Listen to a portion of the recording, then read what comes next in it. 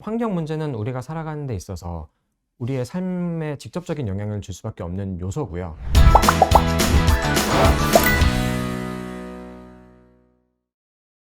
미리미리 준비하는 글로벌 투자 라이브에 오신 여러분 환영합니다. 오늘은 신재생 에너지, 선택이 아닌 필수로라는 주제로 말씀을 드리려고 하고요. 저는 타이거 ETF에서 마케팅을 담당하고 있는 임종욱입니다. 오늘 진행 순서는 먼저 왜 신재생 에너지인가, 그리고 글로벌 친환경 정책과 에너지 전환의 바람, 마지막으로는 지난주 금요일에 상장한 타이거 FN 신재생 에너지 ETF에 대해서 살펴보는 순서로 진행하도록 하겠습니다. 먼저 왜 신재생 에너지인가부터 말씀을 드릴 텐데요.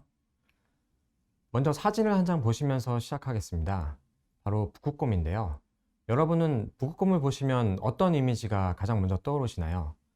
빨간 캔 애들은 검은색 탄산음료가 떠오르는 분들도 계실 텐데, 얼마 전 한 언론사에서 지난 수십 년간의 교과서를 분석해 보니까 바로 이 북극곰이 무려 30년 동안이나 장기 출연한 주인공이었습니다. 바로 기후변화를 설명하는 대표 이미지로 북극곰이 등장한 건데요. 지구온난화에 따른 기온 상승으로 인해서 북극곰의 삶의 터전이 점차 파괴된다는 것은 누구나 다 아는 사실일 겁니다. 그런데 북극곰이 워낙 우리의 일상에서 가깝지는 않기 때문에 와닿지 않는 분들도 계실 텐데, 사실 해당 언론 보도도 기후변화에 북극곰이 대표적으로 쓰이다 보니까 일반적인 사람들의 인식에서 잘 와닿지 않는다고 지적하는 내용의 보도였는데요. 그렇다면 좀 더 와닿을 수 있는 예시를 한번 들어보도록 하겠습니다. 왼쪽 상단에 있는 그림은 지난 2월에 눈 쌓인 파리의 모습입니다. 사실 프랑스 파리는 1년에 눈이 내리는 날이 불과 10여일에 불과해서 이렇게 눈이 쌓이는 것이 굉장히 드문 현상이라고 하는데요. 그리고 오른쪽 상단에 있는 그림은 스키를 타는 사람의 모습인데, 지난 1월 스페인 마드리드에 50년 만에 기록적인 폭설을 기록해서 이렇게 길거리에서 스키를 타는 사람의 모습이 사진에 찍혔습니다. 그리고 왼쪽 하단에 있는 모습은 다 아시다시피 2월에 미국에 기록적인 한파를 기록했던 모습이고요. 그리고 오른쪽 하단을 보시면 인도 북부 지역에서 히말라야 산의 빙하가 녹으면서 빙하 홍수가 발생해 댐이 무너진 사고가 있었습니다. 전문가들은 한결같이 이런 환경 오염이 기상 이변 현상으로 인해서 발생한 거라고 분석을 하고 있는데요. 물론 우리나라도 예외일 수는 없습니다. 작년만 하더라도 폭염과 폭우가 반복적으로 일어났던 것을 다들 기억을 하실 겁니다. 이런 현상들은 통계를 통해서도 확인하실 수가 있습니다. UN 재난위험 경강 사무국에 따르면 지난 10년간 발생한 자연재해 발생 건수는 7,000건 이상이었고요. 그 이전의 10년 동안과 비교해서는 무려 74%가 늘었고, 이로 인한 피해자 숫자도 40억 명으로 그 이전 10년과 대비해서 24%가 증가했습니다. 인명피해도 문제지만 경제적 피해도 천문학적으로 발생하고 있습니다. 지난 10년간 그 규모가 무려 3천조 원 이상이었는데요. 앞서 미국의 한파를 말씀드렸는데, 실제 미국 텍사스 오스틴의 삼성전자 반도체 파운드리 공장이 거의 보름째 셧다운된 상태입니다. 이것이 가장 경제적 피해를 보여주는 좋은 예가 될 것 같습니다. 재해별로는 홍수와 태풍이 그 숫자가 가장 많았고요. 또 가장 많이 증가한 것으로 나타났습니다. 단순히 통계에서 보는 숫자만이 아니라 그 영향의 심각성도 확인을 할 수가 있는데요. 매년 1, 2월에는 스위스 다보스에서 세계 경제 포럼이라는 게 개최가 됩니다. 다들 이름은 한 번씩 들어보셨을 텐데 가장 저명한 국제 민간 회의 중에 하나일 텐데요. 여기에서는 글로벌 리스크 보고서라는 것을 매년 발간을 합니다. 발생 가능성과 영향의 심각성을 나눠가지고 그 순위를 매기고 있는데요. 올해 보고서는 지난 1월에 이제 발간이 됐고요. 빨간색 글씨에서 보시는 부분은 한결같이 자연 재해 혹은 환경 오염과 관련된 부분을 나타내고 있습니다. 과거의 보고서에서는 주로 정치나 경제, 사회 문제들이 대부분이었다면 근래 들어오면서 점차 환경과 관련된 문제가 상위권을 독식하고 있는 상황입니다. 엘빈 토플러는 제3의 물결이라는 책에서 이런 표현을 썼습니다. 만일 지구상의 3차 대전 수준의 재앙이 대항이 온다면 이거는 핵전쟁이나 종교분쟁 같은 것이 아니고 바로 기후변화에 따른 이상 재난이 될 거라고 말이죠. 해답은 바로 신재생 에너지에 있습니다. 앞서 보여드린 환경오염에 따른 기후변화의 해결책은 궁극적으로 신재생 에너지 사용을 통해서 해결할 수 있을 거라고 생각이 됩니다. 신에너지는 연료전지나 수소에너지와 같은 대체 에너지를 말하고요. 재생에너지는 태양광이나 태양열, 바이오, 풍력, 수력 등과 같이 자연에서 발생하는 재생이 가능한 연료를 말합니다. 물론 초기 투자 비용이 든다는 단점은 있지만 화석연료와 같이 고가의 위험성이 없고요. 무엇보다 환경 문제가 심각하게 대두가 되고 있기 때문에 전 지구적으로 관심이 증대되고 있는 상황입니다.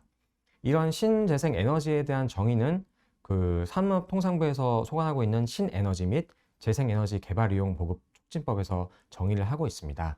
그 역사를 거슬러 올라가 보면 88년도에 시행된 대체에너지 개발 촉진법에서 출발을 하고요.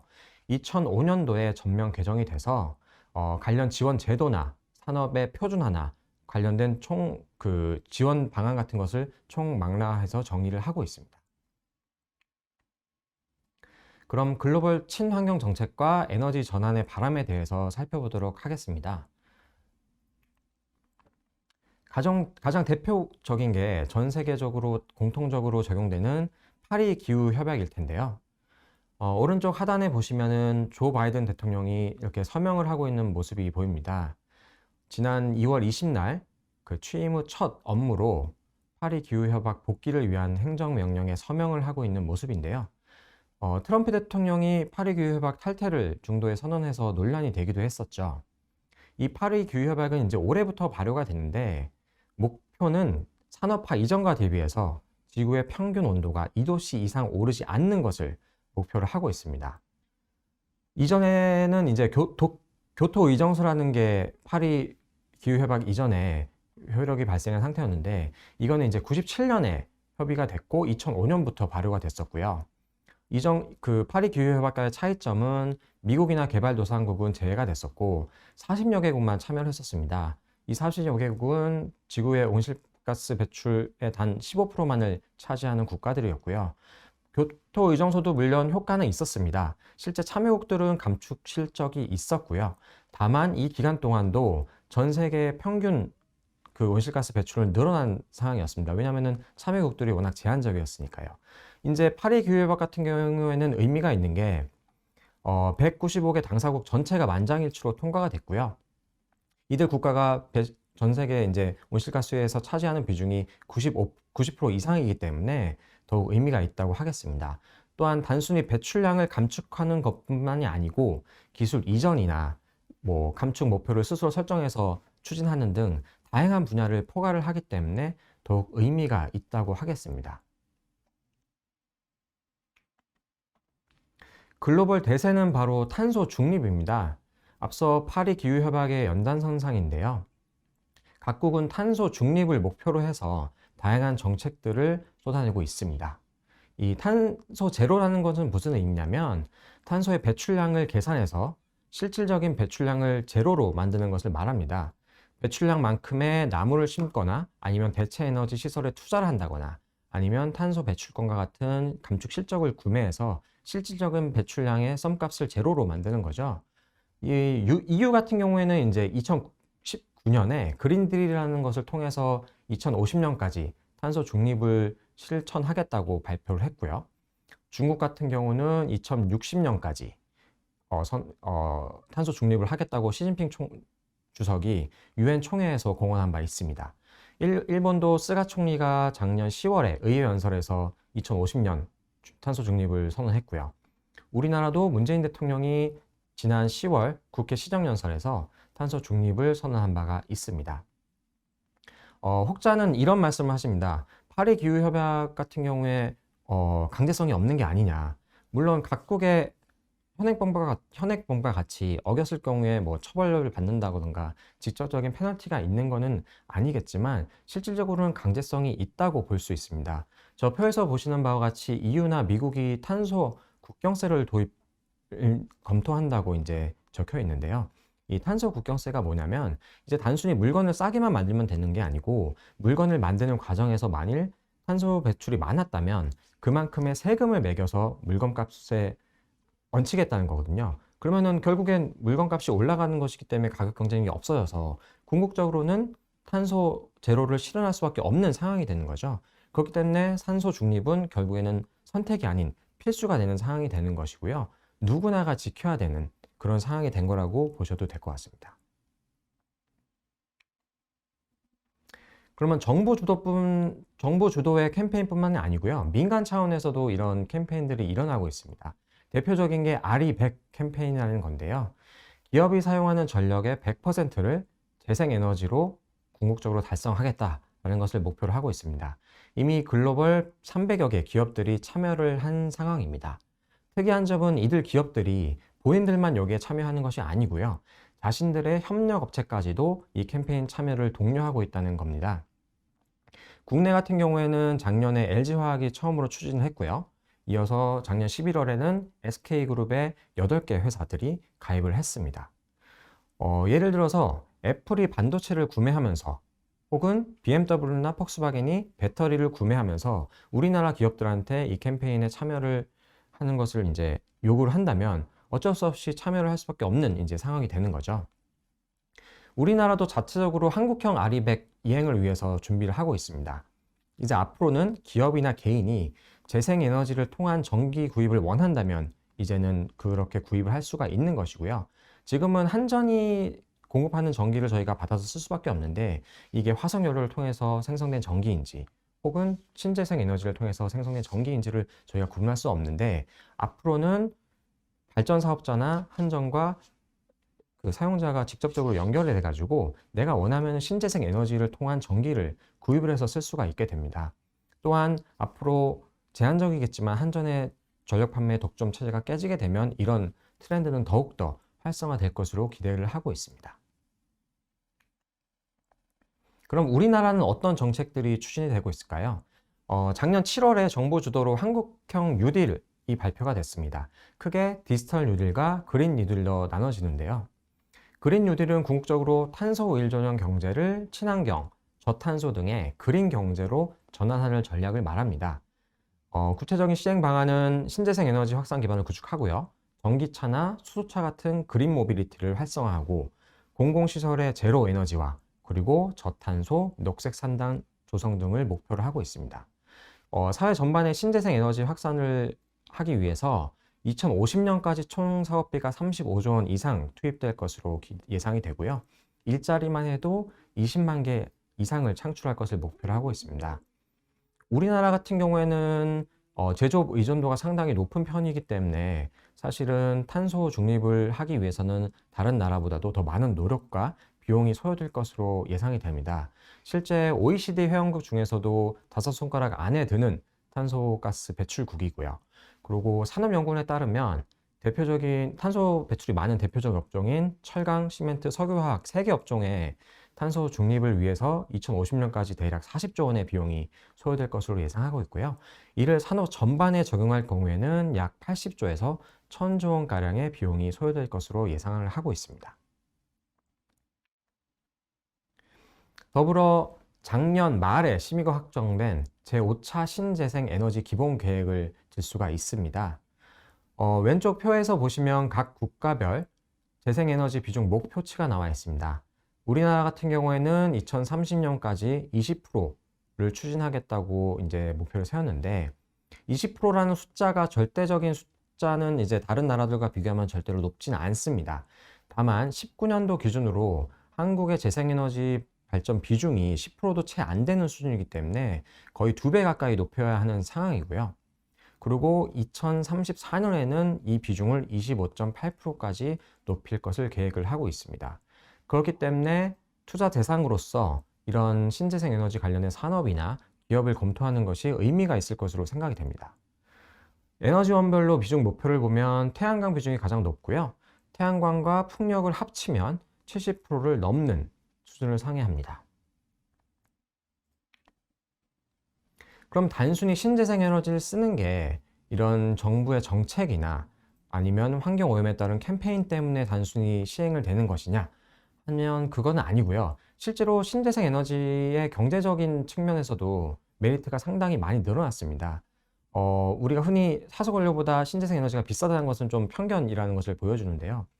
차트에서 보여지는 거는 신재생 에너지원별로 이제 발전 비용을 나타내는 표입니다. 그러니까 1kWh, 그러니까 1kW로 1시간에 일을 할 수 있는 양을 달러 비용으로 나타낸 표인데요. 보시면은 태양열 같은 경우가 대략 원화로 했을 때가 한 200원 정도 수준이라고 생각을 할 수 있을 겁니다. 간단하게 비교를 해드리면 지금 국내 한전의 그 주택용 조합 전기요금을 보면 물론 기본요금도 있고 누진세가 적용되기 때문에 구간별로 요금은 다르지만 그 평균을 내보면 대략 180원 정도로 생각을 할 수가 있습니다.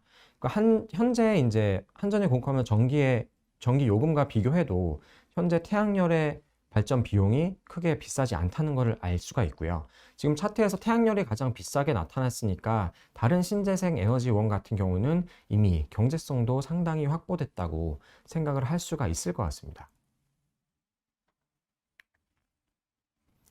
그럼 타이거 FN 신재생 에너지 ETF에 대해서 설명드리도록 하겠습니다. 투자 포인트는 크게 세 가지입니다. 먼저 에너지 전환의 바람, 신재생 에너지라는 전환의 바람이 불고 있다는 점이고요. 그리고 두 번째로는 앞서 설명드렸다시피 환경을 위한 전 세계적인 그리고 각국의 정책들이 시행되고 있다는 점입니다. 마지막으로는 여기에 해당되는 국내 기업들이 상당히 글로벌 경쟁력을 갖추고 있어서 투자 대상으로서 매력이 있다라는 점입니다. 사실 투자 대상을 선정할 때 ESG라는 표현을 많이 들어보셨을 겁니다. ESG를 고려해서 투자 대상을 선정할 때도 E가 이제 환경을 뜻하는 표현인데요. 여기에서도 이제 환경적인 요소를 감안해서 투자 대상을 고를 수는 있지만, 타이거 FN 신재생 에너지 ETF 같은 경우에는 단순히 ESG를 반영하는 것 이상으로 보다 적극적이고 직접적으로 환경 관련 테마에 투자하는 상품이라고 말씀드릴 수가 있겠습니다. 기초지수는 FN 가이드의 신재생 에너지 지수를 사용을 하고요. 투자 대상은 태양, 풍력, 수소, 연료전지, 바이오, 지열, 해양, 수력에너지 등과 같은 산업 분야의 총 망라에서 이제 투자를 하게 됩니다. 투자 대상을 선정하는 방법은 전체 코스피나 코스닥 상장 종목 중에서 텍스트 마이닝을 통해 가지고요. 인공지능 키워드 검색을 통해 이제 종목 필터링을 하게 됩니다. 그래서 신재생 에너지와 관련된 기업들을 1차적으로 필터링을 하고요. 여기에서 뭐 거래량이나 시가총액이나 아니면은 뭐 유동성 같은 것을 그런 요인들에 의해서 제외되는 종목을 제하고 상위 40개 종목을 선정합니다. 이후에 매출도가 가장 연관이 높은 종목을 최종적으로 포트폴리오에 편입을 하게 됩니다. 2월 말 기준으로 지수의 구성 종목을 나타내는 표인데요. 풍력에너지가 7종목으로 40%를 차지하고 있고요. 태양에너지 같은 경우에는 6개 종목으로 41% 정도를 차지하고 있습니다. 그리고 연료전지 등과 같은 수소에너지 관련된 종목이 4종목이고요.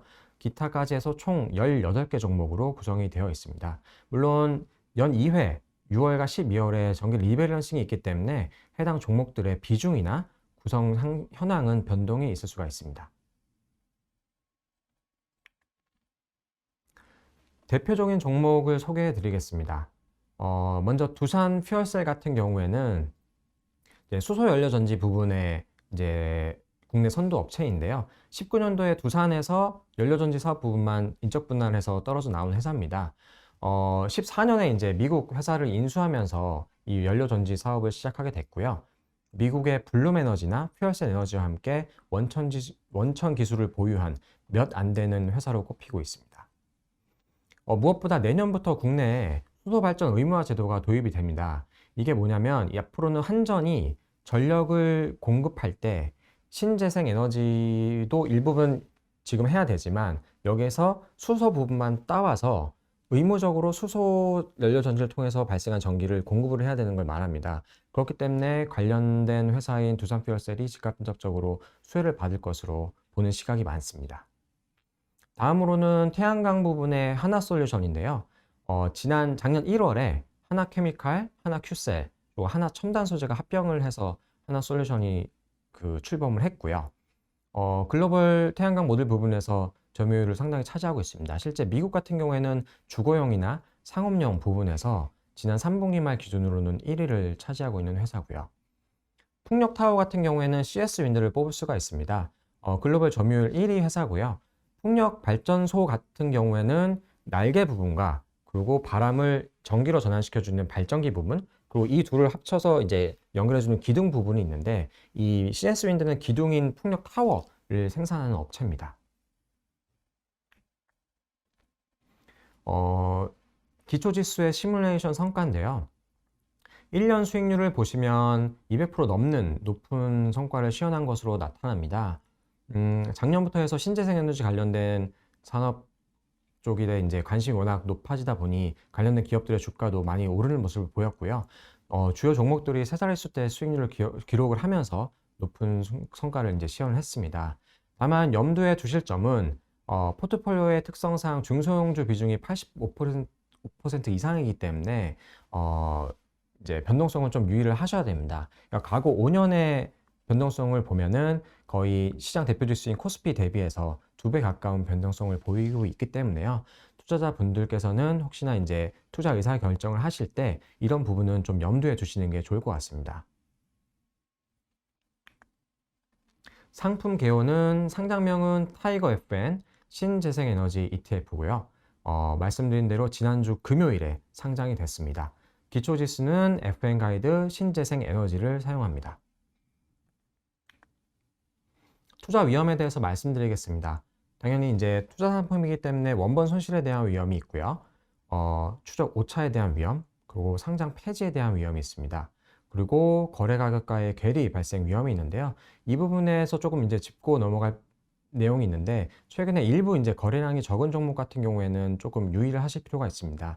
사실 ETF 같은 경우에는 유동성 공급자인 LP가 있어서 일정 범위 내에서 호가를 제시해서 투자자들이 원활하게 거래를 할 수 있도록 도와주는 역할을 하는데요. 이제 장 시작 5분 후 그리고 장 종료 10분 전에는 이런 의무가 없기 때문에 가격의 변동성이 조금 커질 가능성이 있습니다. 그렇기 때문에 만약에 시장가로 이 시간대에 주문을 내시게 되면 기대하셨던 가격보다 굉장히 높거나 낮은 가격에 매수나 매도가 이제 체결될 가능성이 있기 때문에 이 시간대에 투자를 하시건 혹은 실질적으로 ETF를 거래를 하실 때는 실제 ETF의 순자산 가치를 잘 보시고요. 지정 가격을 활용하실 것을 추천을 드리고 있습니다. 지금까지 이제 제가 준비한 내용은 말씀을 다 드렸고요. 질문이 있으신 분들은 채팅창에 올려주시면 간단하게 답변을 드리도록 하겠습니다. 먼저 질문 들어온 것은 ESG나 환경 투자가 요즘 많이 들리는데 이런 기조는 단기적일까요? 장기적일까요? 라는 질문입니다. 확실하게 말씀드릴 수 있는 것은 장기적이라는 겁니다. 왜냐하면 환경 문제는 우리가 살아가는 데 있어서 우리의 삶에 직접적인 영향을 줄 수밖에 없는 요소고요. 그렇기 때문에 각국들의 정책들이 다들 단기적인 목표도 스텝 바이 스텝으로 있지만 2050년 탄소 제로를 추진한다고 말씀드렸는데요. 다들 장기적인 목표치를 가지고 각국의 정책들을 추진하고 있습니다. 이 과정에서 신재생 에너지 관련 기업들에 대한 관심이 당연히 높아질 수밖에 없는 상황이고요. 화석연료를 대체할 수 있는 에너지원이 현재는 뭐 신재생 에너지 외에는 없는 상황이기 때문에 당연히 이런 관련 기업들을 투자 대상으로 볼 때 혹은 투자 테마로서 접근할 때 단기적으로도 의미가 있을 수 있지만 장기적으로 보는 것이 더욱 맞다고 볼 수 있을 것 같습니다. 다음 질문은 신재생 관련 상품이 고점 대비 많이 빠진 상태인데 투자 시점이 고민입니다. 라는 질문인데요. 사실 뭐 최근 시장 변동성이 워낙 커져가지고 이런 고민하시는 분들 많을 것 같습니다. 단순히 신재생 관련된 상품뿐만이 아니고 여러 가지 투자 상품에 공통적으로 해당되는 내용일 텐데요. 사실 매매 타이밍을 예상하는 것은 굉장히 이제 신의 영역이라고 말씀을 드리는데 결정하기 어려운 영역인 것 같습니다. 그렇기 때문에 적립식으로 투자하시라, 그리고 장기적으로 보고 투자하시라고 말씀을 드립니다. 물론 실질적으로 직접 투자하심에 있어서 이런 것들을 실천에 옮기는 것은 굉장히 어려운 거라는 것을 너무나 잘 알고 있는데요. 그런데 투자 매매 타이밍을 개인이 맞추는 것, 혹은 저희 같은 전문가들도 맞추는 것은 굉장히 어렵고 불가능한 영역이기 때문에 그런 것을 차치하고 장기적으로 접근해서 큰 트렌드를 보시고 접근하시는 게 좋을 것 같다는 생각이 듭니다. 네. 이상으로 저희가 준비한 내용은 이제 마치도록 하겠고요. 늦은 시간까지 시청해 주신 여러분 감사드리고 앞으로도 타이거 ETF에 많은 관심 부탁드리겠습니다. 감사합니다.